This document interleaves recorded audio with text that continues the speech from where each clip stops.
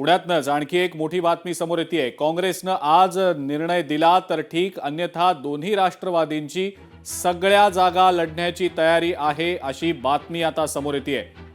तब्बल 750 इच्छुक उमेदवार अजित पवारांच्या राष्ट्रवादीमधनं निवडणूक लढण्यास इच्छुक असल्याचं समजतंय आणि त्यामुळे आता काँग्रेस आणि शरद पवारांच्या राष्ट्रवादीची यादी अजित पवारांकडे गेल्याची माहिती मिळतेय।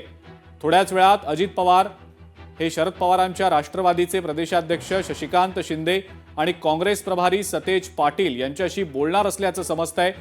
पण काही वेळापूर्वी काँग्रेस अजित पवारांच्या राष्ट्रवादी सोबत पुण्यामध्ये निवडणूक लढणार नाही या निर्णयापर्यंत आल्याची बातमी देखील समोर आलेली होती।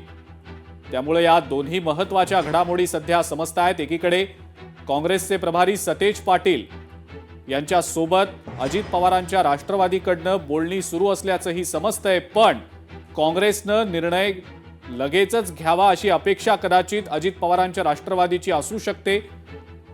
त्याच अनुषंगानं काय नेमका निर्णय घेतला जातो हे पाहणं सुद्धा महत्त्वाचं असेल।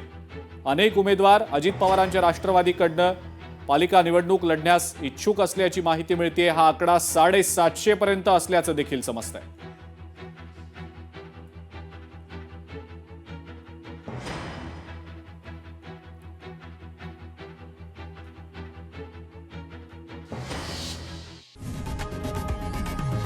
लोकशाही मराठी ऐका, पहा, जागरूक रहा।